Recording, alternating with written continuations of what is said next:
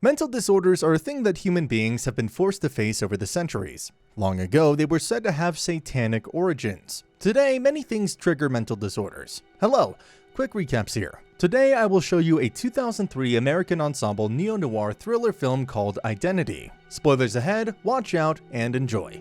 The film begins as a psychiatrist is going through a voiced confession and several journals and newspaper articles citing the gruesome murders of several people that took place in an apartment building. Elsewhere, a prosecutor calls his colleague about the case of Malcolm Rivers.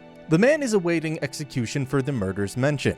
It turns out the defense has new evidence they would like to review, as it would be evidence to Malcolm's insanity. The case is being reviewed at midnight and the convict was being transported to the courthouse. Meanwhile, a man is watching television at a motel when a man enters the facility carrying a mortally wounded woman. The screen pauses and we see what happened. The man, George York, is in a car with his wife, Alice, and their 9-year-old son, Timmy. It is raining outside, so the York family is determined to get shelter somewhere. Their car hits something that causes the car's tire to deflate.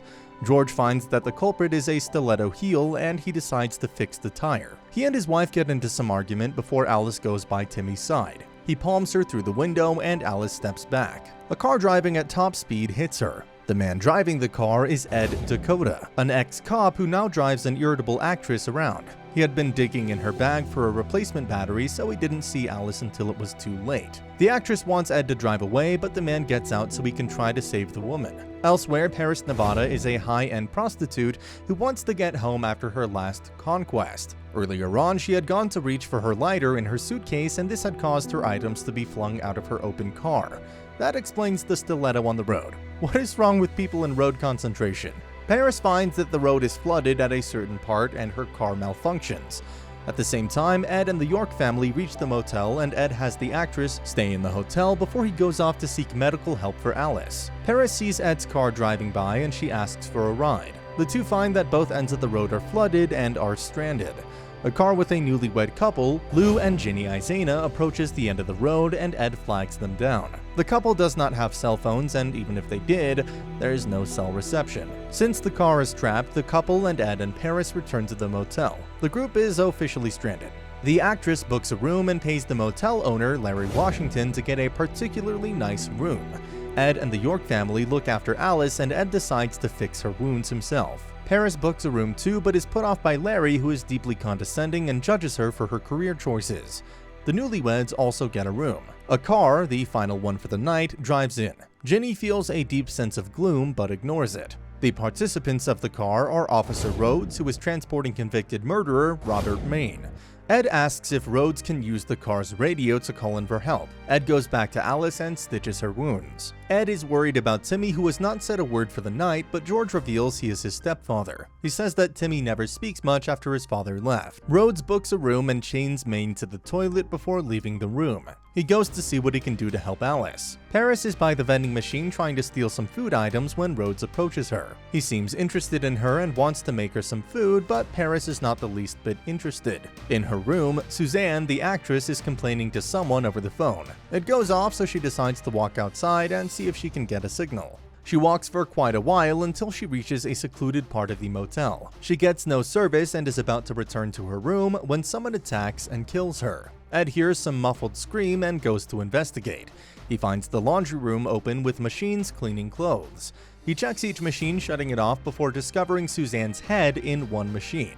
Rhodes and Larry, who had also heard the screams, reach the laundry room and are also mortified. Beside her bloody head is a motel card key with the number 10 on it. Rhodes is the guest staying in room 10. They suspect Maine of the murders and go to check on him, but Maine has already escaped. The trio gathers everyone and informs them of the murder, asking them to stay put. Elsewhere, the case of Malcolm is presented before the judge.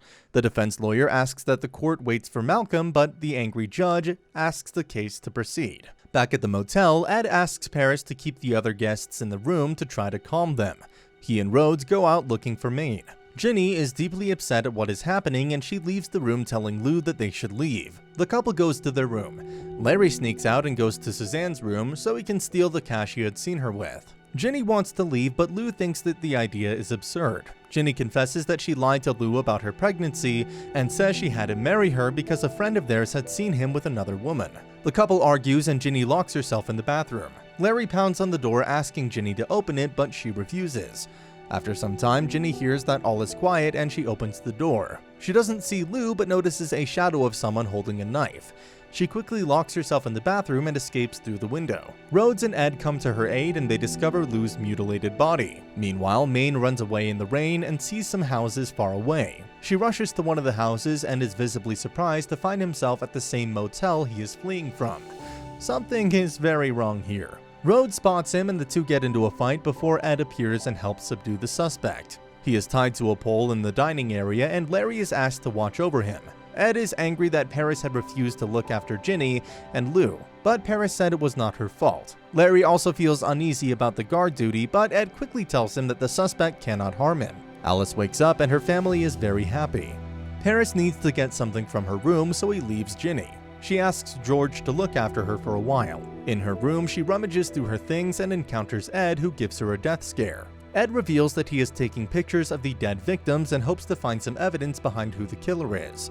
Paris thinks Ed is trying to be a hero so he can win some award or something, and she mocks him.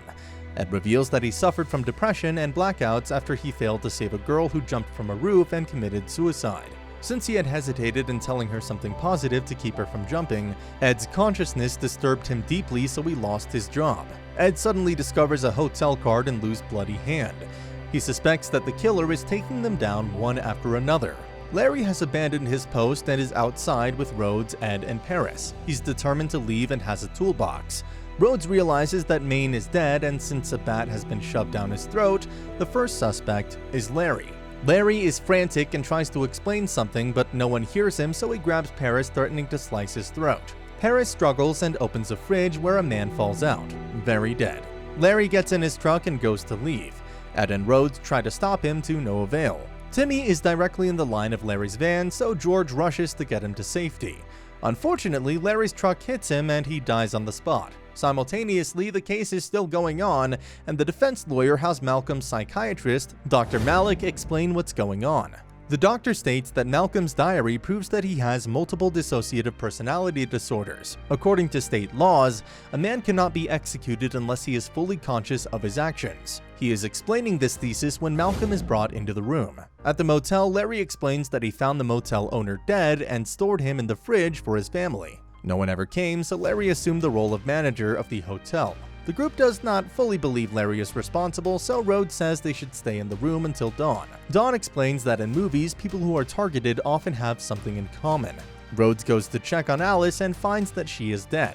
Timmy appears and he is heartbroken. Rhodes sees the key card with the number 6 under the bed, and the group goes to check George's body. To their dismay, they find the card with the number 7 on his body, showing his death might have been a murder. Ed goes into frantic mode and asks Paris to leave with Ginny and Timmy. The two ran to the car while Paris goes to take her luggage. The car soon explodes, claiming Ginny and Timmy's lives. Rhodes extinguishes the cars and realizes the bodies are not in the car. All the other dead bodies are not present as well, as if the entire ordeal had never happened. The survivors lock themselves in a room and Paris reveals her birthday is coming up. The group learns that they share the same birth date, which is on May 10th. Some noise is heard from outside and the group leaves Ed alone. He discovers that they are all named after states. Dr. Malik calls out to Ed, and he is at the hearing. He's confused as to what is happening, and he explains that the people in the motel are dying. Malik reveals Ed's true identity as Malcolm Rivers, and that he is one of the identities Malcolm had created as a child. Ed is told that one of the personalities committed the gruesome murders, and he is instructed to go back and kill them. As Ed returns to the motel, Paris finds some flies in the cop car and realizes that Rhodes is a convict. Earlier on, he had killed the cop, transferred them to another institute, and taken his identity. Rhodes attacks Paris, but she is saved by Larry. Larry goes to reach for Rhodes' gun, but he is fatally shot. Paris runs outside before encountering Ed, who is determined to put an end to this. Ed and Rhodes face each other before fatally shooting one another. In his dying breath, Ed tells Paris to go on and live her life. The next morning, Paris travels to her hometown of Frostproof, Nevada. As she settles in Malcolm's mind, the judge has no choice but to stay Malcolm's execution and refer him to a mental institution. Paris is digging under one of the orange trees when she gets the car key with the number 1 on it. Horrified, Timmy approaches her, and we learn it was his personality that had been committing the murders. He had faked his death so he could survive and be the last man, or in this case, boy, standing. The disturbed boy attacks Paris, and simultaneously, Malcolm strangles Malik, causing the van that is en route to the institution to halt. The film ends with Malcolm's voice as Timmy mouthing the words to the Antigone poem by William Hughes Marins. But wait, in another psychological story, a woman regains her memories to find that a man in her house, claiming to be her husband, is an imposter. She also discovers horrifying and sinister activities surrounding the imposter, so she has to help a man about to be convicted of murder. Problem is, no one believes her. That's the story of Sujin in the film Recalled. Also, subscribe to this channel for more recaps of your favorite movies. See you next time, and take care.